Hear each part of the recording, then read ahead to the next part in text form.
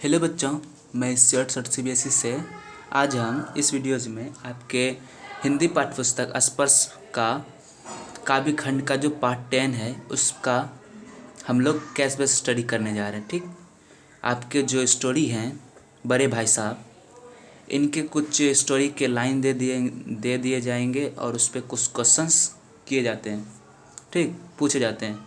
तो उस पर हम कुछ क्वेश्चंस करने जा रहे हैं जो कि आपके एग्ज़ाम्स के लिए काफ़ी इम्पोर्टेंट है। ठीक, आपके बोर्ड्स एग्ज़ाम्स के लिए काफ़ी इम्पोर्टेंट है। ठीक, तो चलिए स्टार्ट करते हैं। तो शुरू करते हैं। ये आपका वो का जो है कहानी दे दिया और इस पर क्वेश्चंस पूछा गया। ठीक, तो सबसे पहले पढ़ते हैं।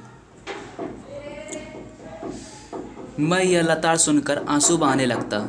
जवाब ही क्या था, अपराध तो मैंने किया, लताड़ कौन से है। भाई साहब उपदेश की कला में निपुण थे। ऐसी ऐसी लगती बातें कहते, ऐसे ऐसे सुक्ति बांध चलाते कि मेरे जिगर के टुकड़े टुकड़े हो जाते और हिम्मत टूट जाती। इस तरह जान तोड़कर मेहनत करने की शक्ति मैं अपने में ना पाता था और उस निराशा में जरा देर के लिए मैं सोचने लगता, क्यों न घर चला जाऊं। जो काम मेरे बूते के बाहर है उसमें हाथ डालकर क्यों अपनी ज़िंदगी खराब करूं। मुझे अपना मूर्ख रहना मंजूर था, लेकिन उसकी मेहनत से मुझे तो चक्कर आ जाता था। लेकिन घंटे 2 घंटे के बाद निराशा के बादल फट जाते और मैं इरादा करता कि आगे से खूब जी लगाकर पढ़ूंगा। चटपट एक टाइम टेबल बना डालता, बिना पहले से नक्शा बनाए कोई स्कीम तैयार किए काम कैसे शुरू करूं। टाइम टेबल में खेल कूद की मद बिल्कुल बिल्कुल उड़ जाते थे। ठीक, तो ये आपके स्टोरी का जो है पंक्ति दे दिया है, इसमें एक पैराग्राफ दे दिया और इस पे जो है ऑब्जेक्टिव क्वेश्चंस पूछे जा रहे हैं। तो चलिए स्टार्ट करते हैं। मतलब आप इस एक बार पढ़ लेने की जो है लेखक जो है बड़े भाई साहब का लताड़ सुन करके उनकी आंखों में आंसू आने लगता था। जब डांट सुनता था तो उनकी आंखों में आंसू आने लगता था। और फिर लेखक बताते हैं कि जो है उसके पास जवाब ही क्या था, क्योंकि वो तो अपराध किए थे, मतलब खेलने के लिए जाते थे, इसके लिए डांटते थे। तो अपराध तो किया था तो सहेगा कौन, लेखक ये बता रहे हैं। फिर बोलते हैं कि जो इनके बड़े भाई साहब हैं वो उपदेश देने की कला में निपुण थे। ठीक, और वो ऐसी ऐसी बातें कहती थी कि जो लगता था उसे तीखी लगती थी। ठीक, और ऐसा ऐसा सुक्तिवान चलाते थे कि बताते हैं लेखक कि उनके जो हिम्मत था वो टूट जाता था। ठीक, और इस तरह से जो है वो अपने अंदर जो है ऐसा महसूस करता था, फील करता था कि उसके अंदर जो है इतना मेहनत करने की शक्ति नहीं है, क्षमता नहीं है। ठीक, और फिर जाकर के क्या होता था कि कुछ देर बाद इसको निराशा होता था और अपने मन में सोचता था, क्यों ना यहाँ पे रह करके कोई फ़ायदा तो है नहीं, जो काम मेरे बूते से बाहर है तो उसमें हम क्यों हाथ डालें। ठीक, क्यों ना घर चला जाएं। ठीक, और लेखक को ऐसा लगता है कहीं कि चलो मूर्ख ही रहना अच्छा है। ठीक, लेकिन इतना मेहनत करना, उसको ये सुन कर के उसको चक्कर आने लगता था। ठीक, फिर जाकर क्या होता था कि ऐसा होता है ना कि और भी लोगों के साथ कोई भी सैड है या फिर कोई बात कर लिया तो पहले सोचते हो छोड़ो, मतलब फिर जाकर के दुखी होता है, फिर जाकर के 2-3 घंटा के बाद जो है वो ख़त्म हो जाता है। तो वैसे ही लेखक के साथ होता था। और फिर जाकर के जब ये दो 2 घंटा 3 घंटा के बाद शांत होता था तो वो इरादा करता था कि जो है अब से वो खूब पढ़ेगा, और इसी के जोश में जो है वो तुरंत टाइम टेबल बनाता था और उसमें जो है कहीं भी खेलने का टाइम ही नहीं देता था उसमें। ठीक, तो चलिए ये था स्टोरी आपके पैराग्राफ का। ठीक, अब इस पे जो है क्वेश्चंस दिए हैं। ठीक, मैं यह लताड़ सुनकर आंसू बहाने लगा। कथन में मैं शब्द किसके लिए प्रयुक्त हुआ है। ऑप्शन 1 है भाई साहब के लिए, ऑप्शन 2 है लेखक के साथी के लिए, ऑप्शन 3 है स्वयं लेखक के लिए, ऑप्शन 4 है उपरोक्त में से कोई नहीं। तो आपको बताना है कि अभी जो आप पैराग्राफ पढ़े, इस पैराग्राफ में जो मैं शब्द है, ठीक, इस मैं शब्द का ये जो कथन था मैं, तो यहाँ पे किसके लिए प्रयुक्त किया गया है? यहाँ पे आइए देखिए, दिखाते हैं आपको। शुरू में ही है मैं ये लताड़ सुनकर आंसू बहाने लगता था। यहाँ पे किसकी बात कर रही है? लेखक की। मैं यहाँ पे कौन है? लेखक। ठीक, लेखक बताते हैं कि जो है हम इस यह लताड़ सुन करके, बड़े भाई साहब का जो डांट सुन करके उनकी आंखों में आंसू आने लगता था। ठीक, तो आपके पास यहाँ क्वेश्चन क्या है कि मैं यह लताड़ सुनकर आंसू बहाने लगा। कथन में मैं शब्द किसके लिए प्रयुक्त हुआ है? तो ऑप्शन आपके पास दिया हुआ है कि भाई साहब के लिए, ऑप्शन सेकंड है लेखक के साथी के लिए, ऑप्शन थर्ड है स्वयं लेखक के लिए, ऑप्शन फोर है उपरोक्त में से कोई नहीं। तो आपको बताना इसका राइट आंसर क्या होगा। इसका जो राइट आंसर होगा वो 3 होगा, स्वयं लेखक के लिए। ये जो दिया हुआ था पैराग्राफ आपका, स्टोरी का पार्ट जो दिया हुआ था, उसमें जो मैं शब्द है वो किसके लिए यूज किया है? लेखक के लिए। ठीक, तो इसका राइट आंसर क्या होगा? 3। अब उसी पैराग्राफ पे अगला क्वेश्चन है ख। क्वेश्चन नंबर ख है, भाई साहब के उपदेश सुनकर लेखक पर तत्काल क्या प्रभाव पड़ता था? ऑप्शन 1 है वह खूब पढ़ाई करता था, ऑप्शन सेकंड है उसकी हिम्मत टूट जाती थी, ऑप्शन थर्ड है वह उनकी बातों को अनसुना कर देता था, ऑप्शन फोर्थ है वह आशा से भर जाता था। तो आपको बताना है कि इसमें जो राइट आंसर होगा वो कौन सा होगा।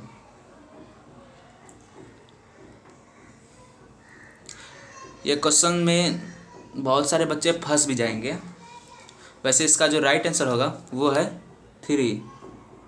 वह उनकी बातों को अनसुना कर देता था। अब सोचोगे कि उसकी हिम्मत टूट जाती थी, सर ये सेकंड नंबर सही है। नहीं, भाई साहब के उपदेश सुन करके जो है लेखक पर क्या तत्काल प्रभाव पड़ता था कि वो इस बात को अनसुना कर देता था। ठीक, मतलब थोड़े देर के बाद जो है वो फिर से खेलने कूदने के लिए निकल जाता था, उसको कोई प्रभाव ही नहीं पड़ता था।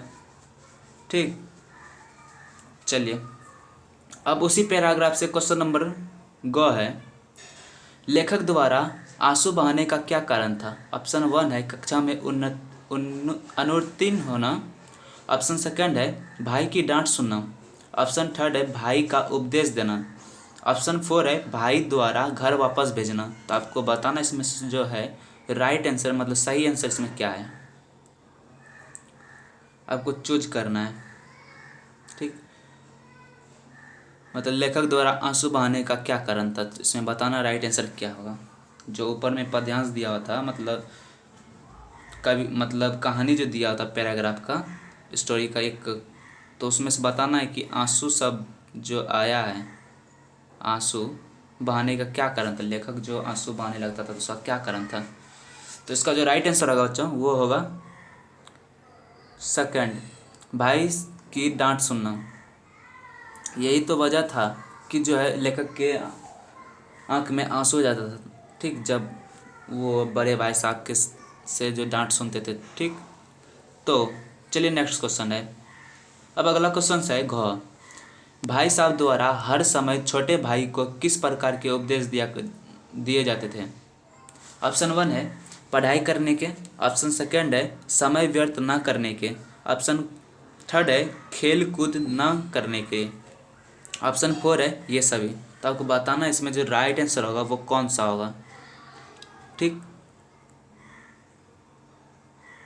इसका जो राइट आंसर होगा वो है सेकंड नंबर, समय व्यर्थ ना करने के लिए जो इनके बड़े भाई साहब थे उनके द्वारा हर समय छोटे भाई को यही उपदेश दिया करते थे कि जो है समय व्यर्थ ना करो। ठीक,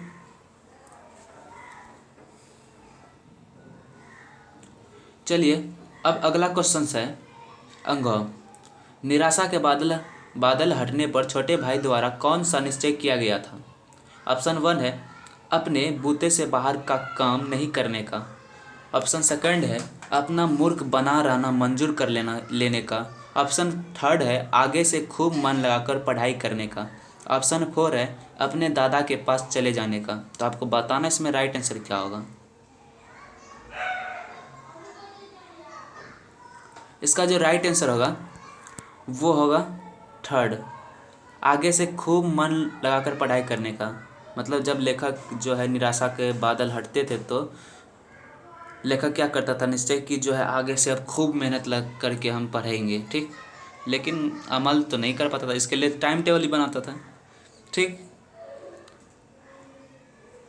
चलिए अब आपके पास मतलब इसमें जो हम जो बनाए हैं वो उसमें 5 दिए हुए हैं, 5 गो है आपका स्टोरी का, 5 गो मतलब 5 क्वेश्चंस है, ठीक। पाँचों को कर लेंगे, आपके जो स्टोरी में जितने भी मतलब हो सकते हैं केस स्टडी वो सारे क्वेश्चंस हैं, ठीक। तो करते हैं। और आपका जो पहला होगा मतलब जो क्वेश्चंस आएंगे उस क्वेश्चंस में आपको 5 ऑब्जेक्टिव पूछेंगे या 4 ऑब्जेक्टिव, ठीक। इसी तरह से पूछेंगे, दे देंगे और पूछेंगे। तो अब क्वेश्चन मतलब सेकंड में है, फिर से दिया हुआ है, ठीक। तो शुरू करते हैं। मगर टाइम टेबल बना लेना एक बात है, उस पर अमल करना दूसरी बात। पहले ही दिन उसकी अवहेलना शुरू हो जाती। मैदान की वह सुखद हरियाली, हवा के हल्के हल्के झोंके, फुटबॉल की वह उछल कूद, कबड्डी के वह दाव घात, वॉलीबॉल की वह तेजी और फुर्ती मुझे अज्ञात और अनिवार्य रूप से खींच ले जाती। और वहाँ जाते ही और वहाँ जाते ही मैं सब कुछ भूल जाता, ठीक। यहाँ और होगा, और वहाँ जाते ही मैं सब कुछ भूल जाता। वह जानलेवा टाइम टेबल, वह आंखफोड़ पुस्तकें, किसी की याद न रहती और भाई साहब को नसीहत और फसीहत का अवसर मिल जाता। मैं उनके साय से भागता, उनकी आंखों से दूर रहने की चेष्टा करता, कमरे में इस तरह दबे पाँव आता कि उन्हें खबर न हो। उनकी नज़र मेरी ओर उठी और मेरे प्राण निकले। हमेशा सिर पर एक नंगी तलवार सी लटकती मालूम होती, फिर भी जैसे मौत और विपत्ति के बीच भी आदमी मोह और माया के बंधन में जकड़ा रहता है। मैं फटकार और घुरकियाँ खाकर के भी खेलकूद का तिरस्कार ना कर सकता था, ठीक। तो आपको ये एक दे दिया है पैराग्राफ, और इस पर फिर क्वेश्चंस हैं, ठीक। बताते हैं, देखो लेखक बताते हैं कि जो है वो बताते हैं कि टाइम टेबल जो है बना लेना वो एक एक बात है, ठीक। और दूसरी बात क्या है कि उसको अमल करना। कोई भी आदमी जो है टाइम टेबल तो बना लेती, अब वो कितना अमल करता है उसको, ठीक, फॉलो करता है, ये दूसरी बात थी, ठीक। लेखक बताते हैं कि जो है वो पहले दिन जो रूटीन बनाता था उसका फॉलो नहीं करना शुरू हो जाता था, ठीक। बना लिया, अवहेलना करना शुरू कर देते थे। फिर लेखक बताते हैं कि जो मैदान की यादें होती थी, जैसे फुटबॉल का, बच्चे जो खेलते थे फुटबॉल, कबड्डी का याद, ठीक, वॉलीबॉल का, ये सब चीज़ जो है उसको उस तरफ खींच लेता था, ठीक। और फिर वहाँ मैदान में जाते ही लेखक जो है सारा चीज़ भूल जाता था। लेखक बताते हैं कि जो वो टाइम टेबल बनाते थे जो कि लेखक को जानलेवा लगता था, ठीक, वो आँख फोड़ पुस्तकें, इन सब चीज़ों का उसको याद ही नहीं रहता था। और जो है इनके जो बड़े भाई साहब हैं उनको मौका का फ़ायदा मिल जाता था, किस चीज़ का, नसीहत और फसीहत का अवसर मिल जाता था, ठीक। और लेखक बताते कि जो है बड़े भाई साहब के साय से वो दूर ही रहता था। वो इतना कोशिश करता था कि वो अपने बड़े भाई साहब के नज़र से दूर ही रहे। और उसको, लेखक को ऐसा मालूम पड़ता था कि जो है उसके सिर पे एक नंगी तलवार लटकी हुई, ठीक। और फिर लेखक बताते हैं कि जैसे मौत और विपत्ति के बीच भी आदमी मोह और माया के बंधन में जकड़ा रहता है, ठीक उसी प्रकार से लेखक डांट फटकार सुन करके भी वो खेलने का तिरस्कार नहीं कर सकता, खेल कूद का तिरस्कार नहीं कर सकता था, ठीक। तो चलिए अब इसी गद्यांश पे, ठीक, क्वेश्चन 1 को है, गद्यांश में किसकी अवहेलना की जाने की बात कही है। ऑप्शन 1 है अध्यापक की, ऑप्शन 2 है शिक्षा प्रणाली की, ऑप्शन 3 है बड़े भाई साहब की, ऑप्शन 4 है टाइम टेबल की। तो आपको बताना इसमें राइट आंसर क्या होगा इसका। चलिए इसका जो राइट आंसर होगा वो है 4। इसमें जो अवहेलना है तो किसका किया गया है, तो टाइम टेबल का। लेखक जो है पहले दिन टाइम टेबल का अवहेलना करना शुरू कर देता, तो उसी चीज़ का बात किया है। अब क्वेश्चन क है छोटे भाई द्वारा टाइम टेबल पर अमल क्यों नहीं किया जाता था। ऑप्शन वन है मस्ती और खेलों में अधिक रुचि होने के कारण। ऑप्शन सेकंड है बड़े भाई की डांट का भय समाप्त होने के कारण। ऑप्शन थर्ड है पढ़ाई के प्रति अत्यधिक रुचि होने के कारण। ऑप्शन फोर है स्वयं को मुक्त करने के कारण। तो आपको बताना है कि छोटे भाई द्वारा टाइम टेबल पर अमल क्यों नहीं किया जाता था। तो आपको बताना इसका राइट आंसर क्या होगा। इसमें जो ऑप्शंस दिए हुए हैं इसका राइट आंसर क्या होगा। चलिए इसका जो राइट आंसर होगा वो है वन, मस्ती और खेलों में अधिक रुचि होने के कारण जो है छोटे भाई द्वारा टाइम टेबल पर अमल नहीं किया जाता था। ठीक, क्योंकि वो खेल के मैदान में जैसे ही जाता था तो वो सारा चीज़ भूल जाता था।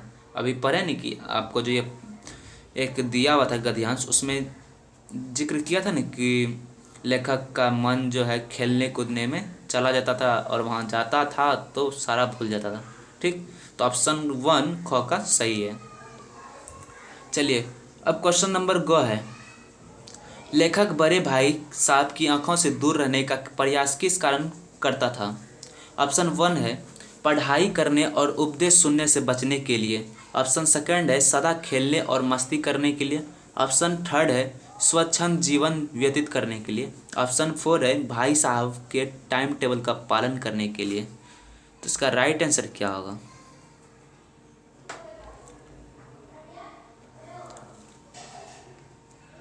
इसका जो राइट आंसर होगा वो है वन।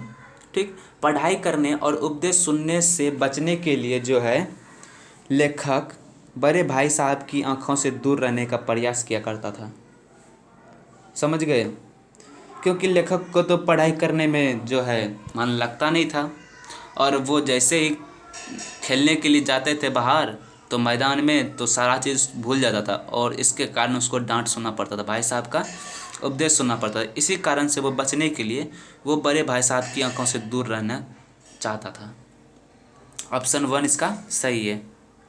चलिए अब अगला क्वेश्चन है इसी पद्यांश से। ठीक, आपका जो दिया हुआ था गद्यांश, पद्यांश बोलते हैं बार बार, गद्यांश। ठीक, तो वो जो गद्यांश दिया हुआ था उसी का क्वेश्चन है, उसी से क्वेश्चन रिलेटेड है। क्वेश्चन नंबर ग, बड़े भाई साहब को नसीहत देने का अवसर किस समय मिल जाता था। ऑप्शन वन है जब लेखक खेलकर आता था। ऑप्शन सेकंड है जब लेखक पढ़ाई नहीं करता था। ऑप्शन थर्ड है वन और सेकंड दोनों। ऑप्शन फोर है जब लेखक भाई साहब का कहना मानता था। तो आपको बताना इसमें जो राइट आंसर होगा इसका क्या होगा। इसका जो राइट आंसर होगा वो होगा थर्ड। ठीक, लेखक बड़े भाई साहब को नसीहत देने का अवसर किस समय मिल जाता था, तो जब लेखक खेल कर आता था और जब लेखक जो है पढ़ाई नहीं करता था तो उस समय सॉरी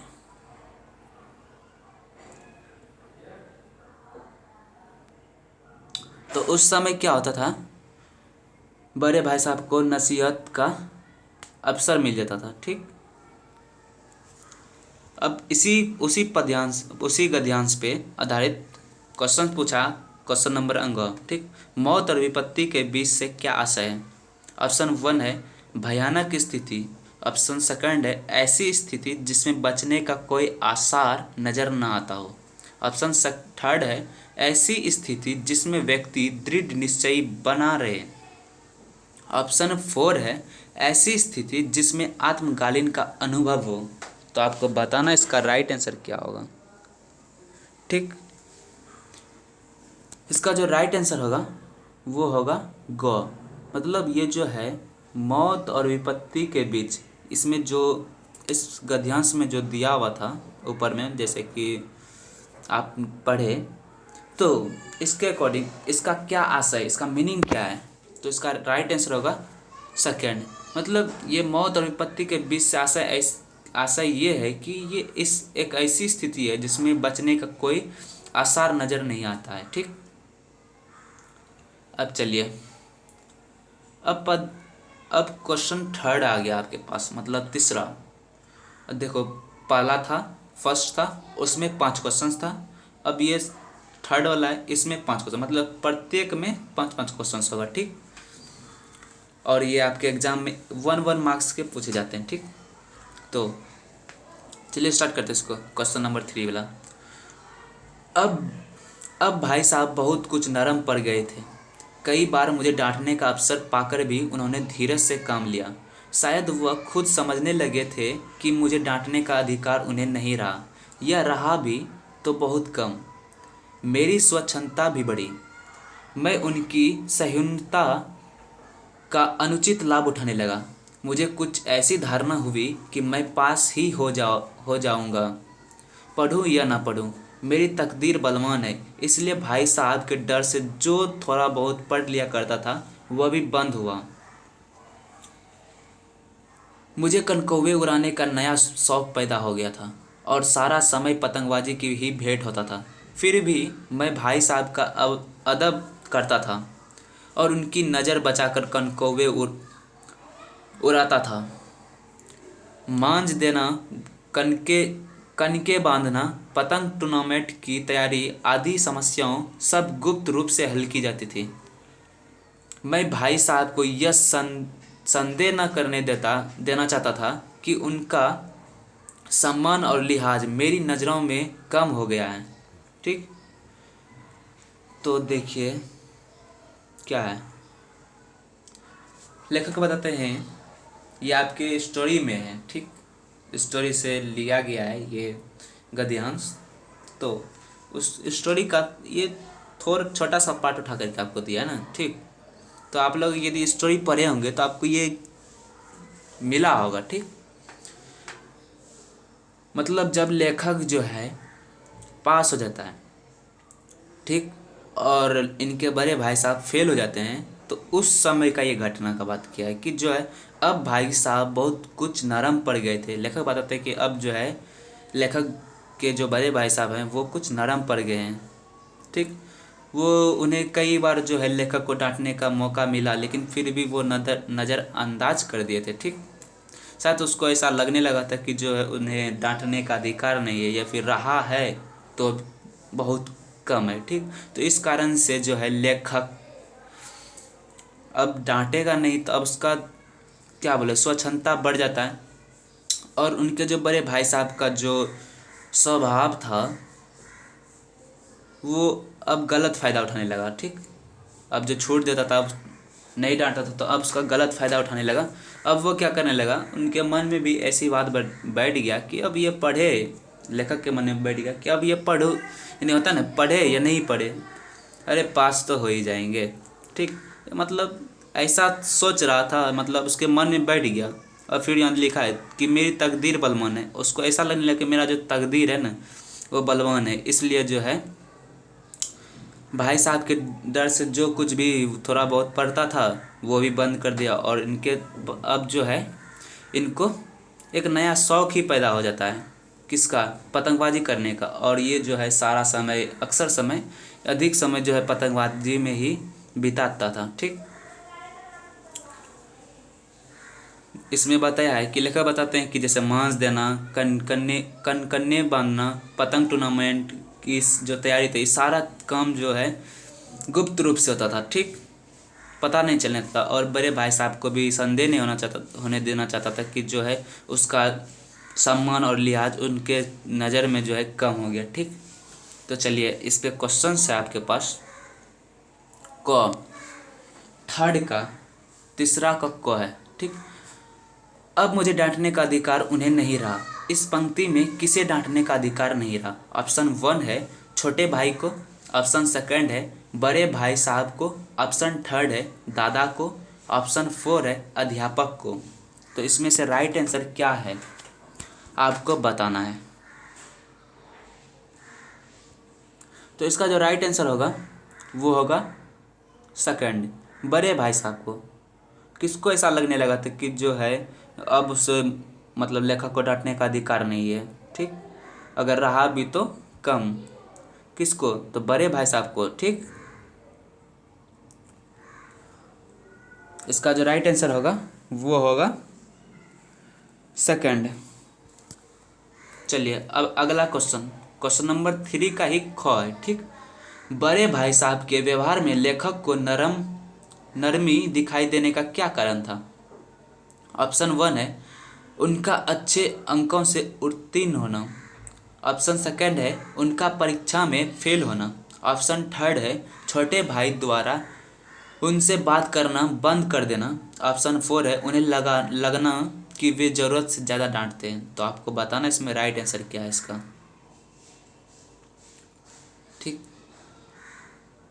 तो इसका जो राइट आंसर होगा वो है सेकंड, उनका परीक्षा में फेल होना। मतलब जब बड़े भाई साहब जो हैं परीक्षा में फेल हो जाते हैं तो उनके व्यवहार में लेखक को नरमी दिखाई देने का कारण यही था कि जो है उनका परीक्षा में फेल होना। ठीक, और लेखक का पास होना। इसमें भी बच्चा बहुत कंफ्यूज हो जाता है कि वो जो है फटाक से इसको आंसर मार देगा ठीक, जबकि ये गलत है। ठीक, समझे? इसका जो राइट आंसर होगा वो होगा सेकंड। ये भी बहुत बच्चा गलत कर देता है। ठीक, मतलब बड़े भाई साहब जब फेल हो जाते हैं तभी उनको जो है उनके व्यवहार में थोड़ा नरमीपन दिखाई दे पड़ता है लेखक को। ठीक, और लेखक जो है पास हो जाता है। चलिए अब क्वेश्चन नंबर गो है, 3 का ही गो है। लेखक अपना सारा समय किस कार्य में व्यतीत करने लगा? ऑप्शन वन है पढ़ाई में। ऑप्शन सेकंड है क्रिकेट खेलने में। ऑप्शन थर्ड है पतंगबाजी करने का। ऑप्शन फोर है बड़े भाई की डांट खाने में। तो आपको बताना इसमें राइट आंसर क्या होगा।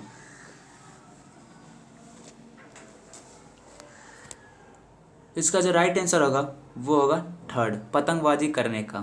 ठीक, अब जो है लेखक को पतंगबाजी करने का जो है ना एक नया शौक पैदा हो गया था और इसमें जो है वो सारा समय व्यतीत करने लगा था। ठीक, चलिए अब क्वेश्चन नंबर घ है, बड़े भाई के डर से लेखक कौन सा कार्य करने लगा था? ठीक ठीक, तो आपको इसको बताना इसमें राइट आंसर क्या होगा। पहला, और अधिक खेलता था। ऑप्शन सेकंड है मित्रों से नहीं मिलता था। ऑप्शन थर्ड है थोड़ा बहुत पढ़ता था। ऑप्शन फोर है नवीन योजना बनाता था। तो इसमें राइट आंसर क्या है?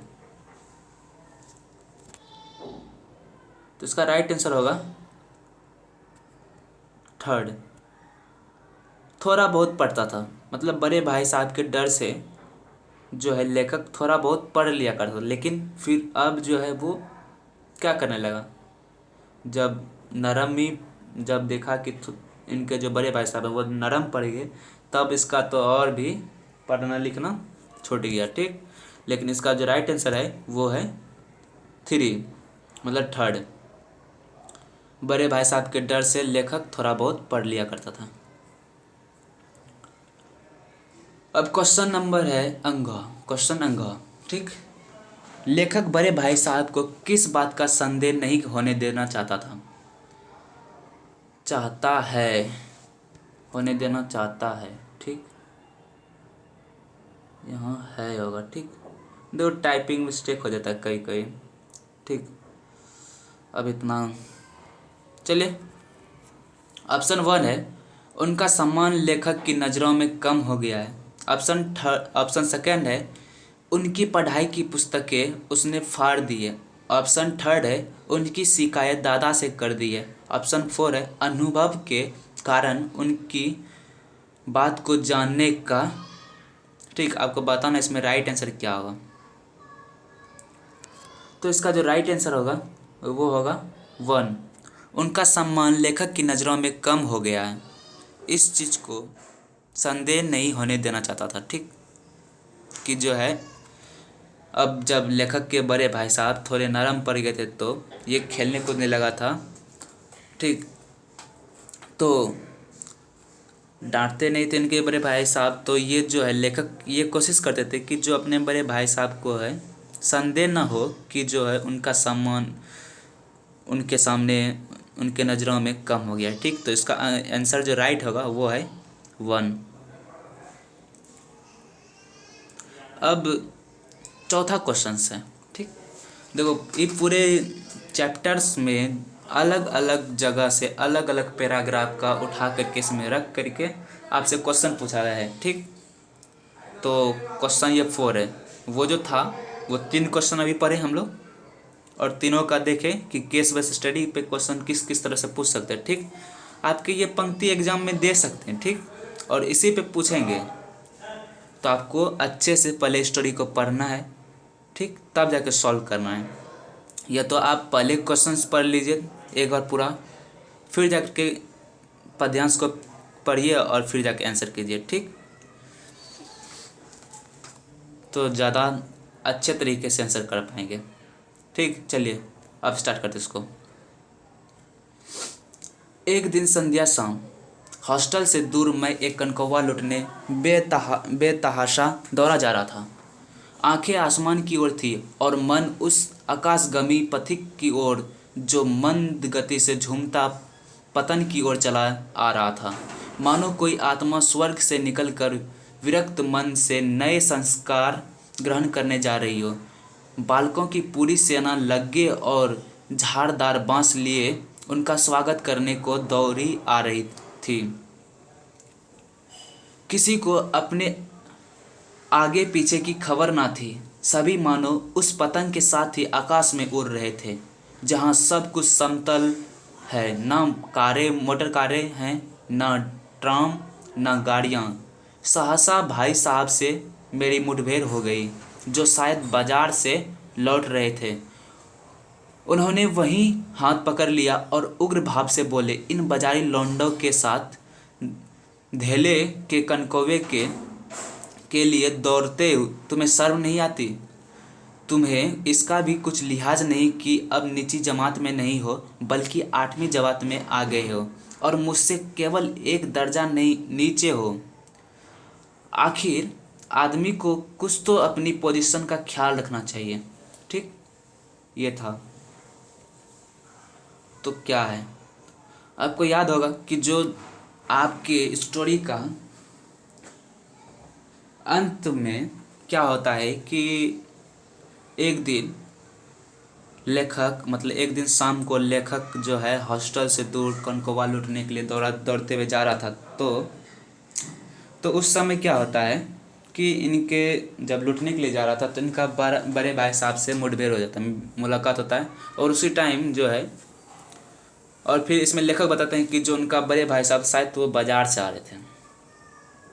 ठीक, और फिर उसको पकड़ लेते हैं और फिर उसको बताते हैं कि अब तुम जो है कुछ छोटे नीचे, मतलब नीचे कक्षा में तो नहीं हो, अब जो है तुम 8 स्टैंडर्ड पे आ गए हो, 8वीं कक्षा में आ गए हो, कुछ तो अपने पोजीशन का ख्याल रखो। इस तरह जो है ये लड़कों के साथ बच्चों की तरह जो है पतंग लूटने के लिए दौड़े जा रहे हो, अपनी पढ़ाई पर ध्यान दो। ठीक, तो इस पे क्वेश्चंस है। क संध्या समय हॉस्टल से दूर लेखक बेतहाशा क्यों दौड़ा जा रहा था? ऑप्शन 1 है कनकौवा लूटने के लिए। ऑप्शन 2 है बड़े भाई साहब की मार से बचने के लिए। ऑप्शन 3 है अध्यापक से डरकर। ऑप्शन 4 है भाई साहब रास्ते में ना मिल जाएं। तो आपको बताना है इसका जो राइट आंसर होगा वो क्या होगा।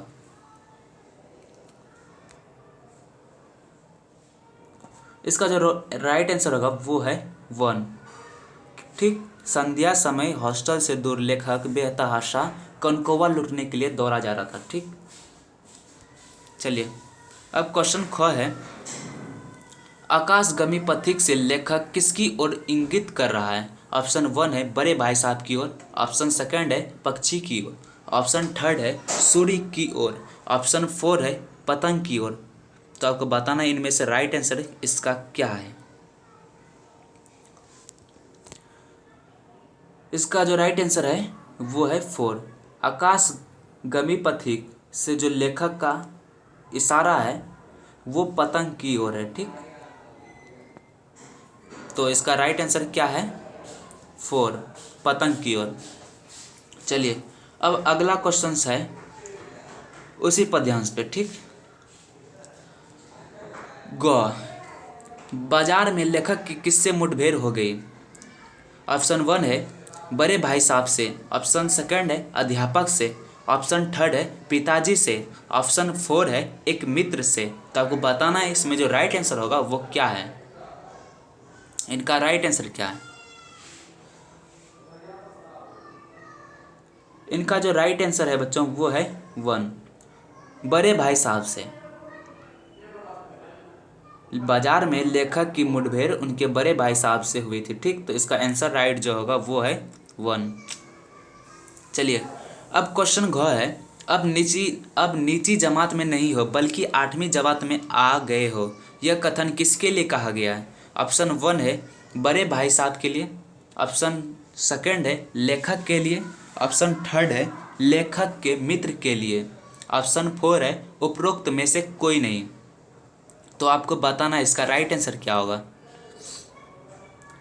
इसका जो राइट आंसर होगा वो है लेखक के लिए। ठीक, उनके जो बड़े भाई साहब बोलते हैं, किसको बोलते हैं? तो लेखक के लिए कहा गया कि जो है अब नीची जमात में नहीं हो बल्कि आठवीं जमात में आ गए हो। ठीक, तो यहाँ पे इस कथन में जो है लेखक के लिए ये बात कहा गया है। ठीक, तो इसका राइट आंसर है सेकंड।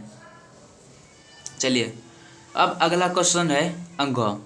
ठीक, मुझे केवल एक दर्जा नीचे हो और मुझसे केवल एक दर्जा नीचे हो कथा अनुसार लेखक के बड़े भाई साहब किस कक्षा में थे? ठीक, ऑप्शन वन है नौवीं कक्षा में, ऑप्शन वन है नौवीं कक्षा में, ऑप्शन सेकंड है आठवीं कक्षा में, ऑप्शन थर्ड है सातवीं कक्षा में, ऑप्शन फोर है 10वीं कक्षा में। तो आपको बताना है इसमें जो राइट आंसर है वो क्या है। ठीक,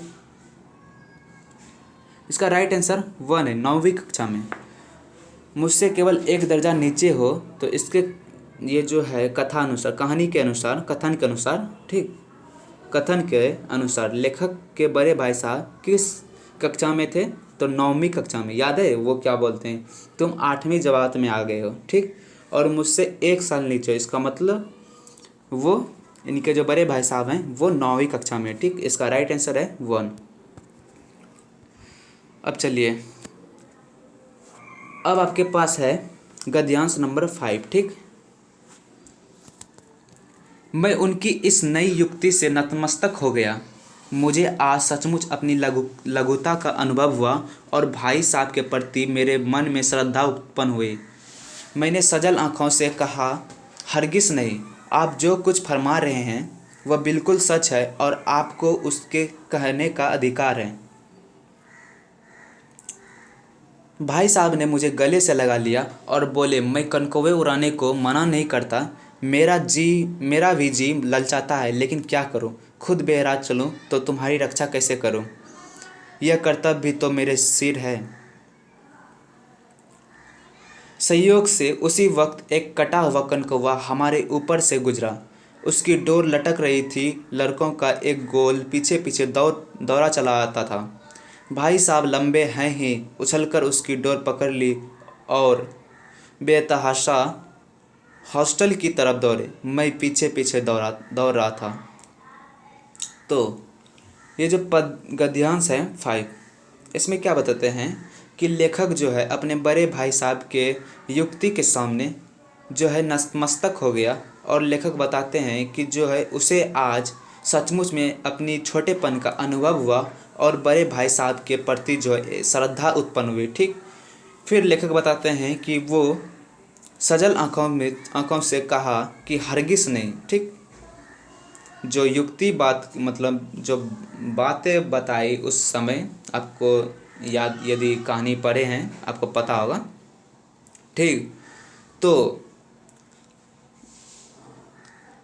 आप जो कुछ फरमा रहे हैं, लेखक फिर बताते हैं कि बड़े भाई साहब को बोलते हैं, नहीं, ये जो आप जो भी कर रहे हैं वो सब कुछ सही है, आप जो कुछ भी फरमा रहे हैं वो सब कुछ सही है और आपको तो इसका कहने का अधिकार भी है। ठीक, फिर भाई साहब जो है लेखक को गले लगा लेता है और फिर बोलते हैं कि देखो, हम लेखक को बताते हैं कि हाँ, मैं कनकौवे उड़ाने को मना नहीं करता।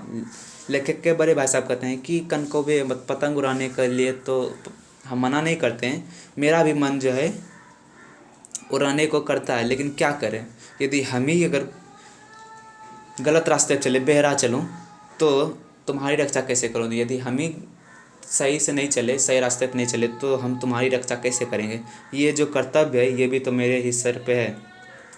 ठीक। फिर लेखक बताते हैं कि संयोग से उसी वक्त एक कटा हुआ कनकौवा पतंग जो है उसके ऊपर से गुजरा। ठीक।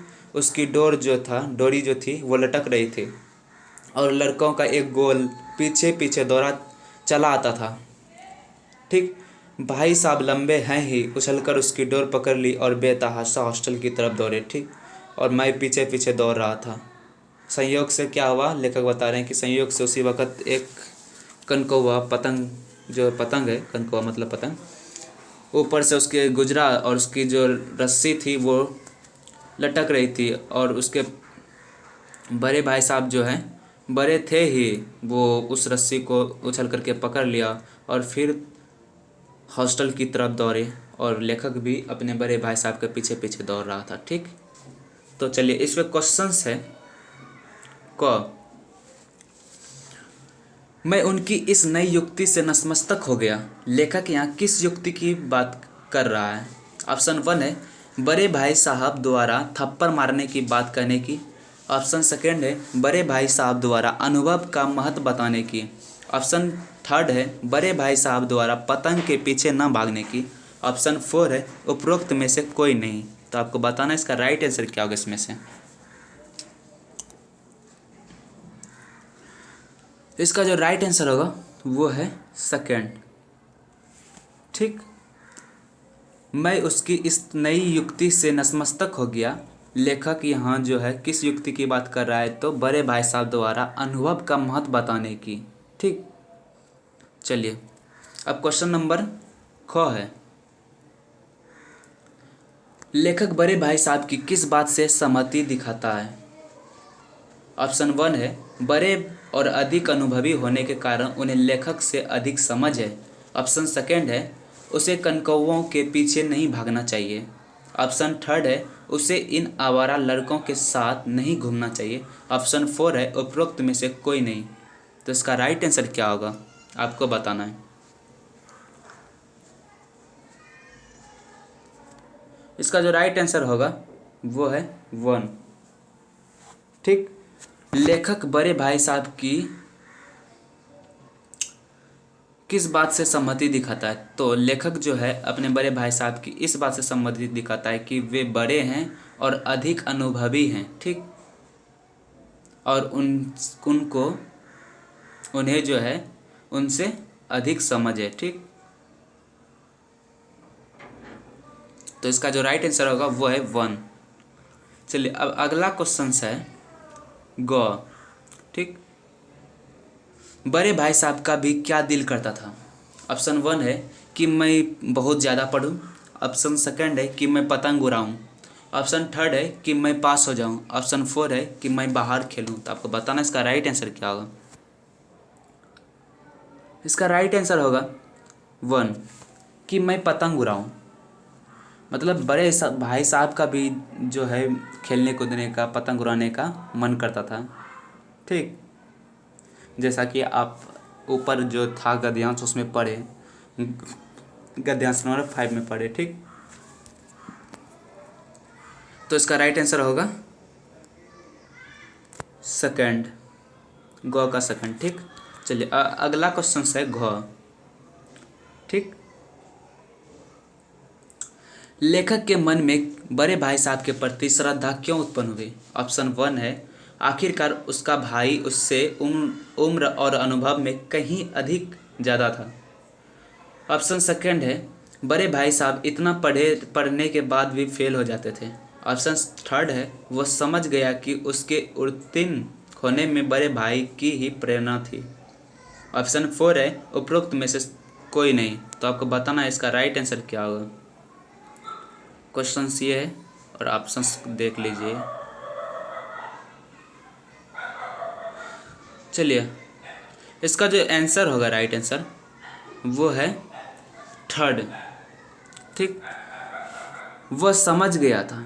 इसका राइट आंसर 3 है। वह समझ गया कि उसके उत्तीर्ण होने में बड़े भाई की प्रेरणा थी। मतलब वो जो दनादन पास हो रहा था उसके पीछे किसका हाथ था? तो बड़े भाई साहब का। अगर बड़े भाई साहब नहीं डांटते तो वो पढ़ता लिखता नहीं, ठीक, तो वो पास नहीं होता।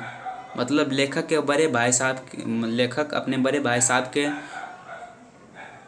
डर के कारण वो थोड़ा बहुत पढ़ाई करता था, ठीक, और उस वजह से वह पास हो जाता। और लेखक थोड़ा सा कह लो तेज था ही।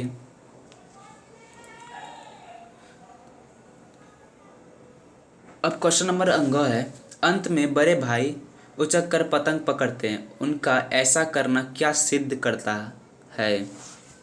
ठीक, यहाँ पे है होगा। ऑप्शन 1 है कि उनके मन में भी एक बच्चा छिपा हुआ है। ऑप्शन 2 है कि बड़े भाई भी अब पतंग उड़ाना चाहते हैं। ऑप्शन 3 है कि बड़े भाई अब गुस्से में पतंग फाड़ देंगे। ऑप्शन 4 है उपरोक्त में से कोई नहीं। तो आपको बताना इसमें से राइट आंसर इसका क्या है।